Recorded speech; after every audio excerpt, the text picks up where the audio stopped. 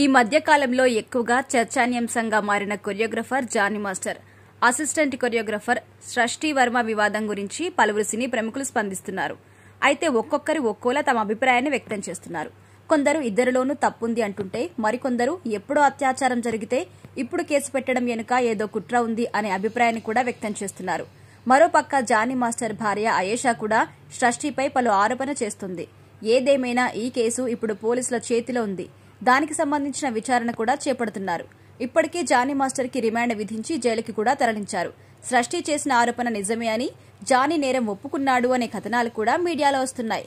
అయితే నిజానిజాలు ఏంటి, పోలీసులు ఈ విషయంలో ఏం చెబుతున్నారు అనే దానిపై అందరి దృష్టి ఉంది. ఇక ఇది ఇలా ఉంటే, జానీ సృష్టి వివాదంపై నటి రోజా తన అభిప్రాయాన్ని వ్యక్తం చేశారు.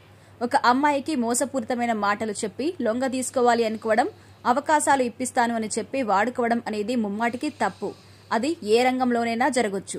ఎక్కడ జరిగినా తప్పు తప్పే. సినిమా ఇండస్ట్రీ విషయానికొస్తే హీరో అయినా, డైరెక్టర్ అయినా, టెక్నీషియన్ అయినా తప్పు చేస్తే తప్పకుండా శిక్షించాలి. వారికి కోర్టు కఠినమైన శిక్ష విధించాలి. అప్పుడే భవిష్యత్తులో అమ్మాయిలకు సేఫ్టీ ఉంటుంది. అలాంటివి గతంలో కూడా చాలా జరిగాయి. ఇప్పుడు వాళ్ళంతా వెలుగులోకి వస్తున్నారు. మేం కంప్లైంట్ ఇస్తే ఎందుకు పట్టించుకోలేదు అని ప్రశ్నిస్తున్నారు. ఒక అమ్మాయి తనకు ఇలాంటి నష్టం జరిగింది అని పబ్లిక్ గా చెప్పడానికి ఎంతో కష్టపడుతుంది. ఎందుకంటే అది చిన్న విషయం కాదు. తనకు జరిగిన నష్టాన్ని బయటకు చెప్పడం వల్ల తర్వాత సొసైటీ తనను ఎలా చూస్తుందనే భయం కూడా ఉంటుంది. నలుగురిలో ఎలా తిరగగలుగుతాను అనే ఫీలింగ్ కూడా ఉంటుంది. అయితే కొంతమంది ఇలాంటి విషయాలను బయటకు చెప్పకుండా తమలో తామే కుమిలిపోతూ ఉంటారు.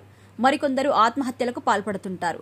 తప్పు జరిగిపోయింది కాబట్టి అలాగే కంటిన్యూ అయ్యే వాళ్ళు కూడా ఉంటారు. ఈ విషయంలో ఆర్టిస్టులు తమ ఆగ్రహాన్ని వ్యక్తం చేస్తున్నారంటే, రోడ్ల మీదకు వచ్చి ధర్నాలు చేస్తున్నారంటే దాన్ని ఎంత తీవ్రంగా పరిగణించాలో అర్థం చేసుకోవచ్చు. అయితే ఇది ఇప్పుడు పోలీసుల చేతుల్లో ఉంది కాబట్టి నిజం తప్పు జరిగిందా లేదా అనేది చెప్పలేం.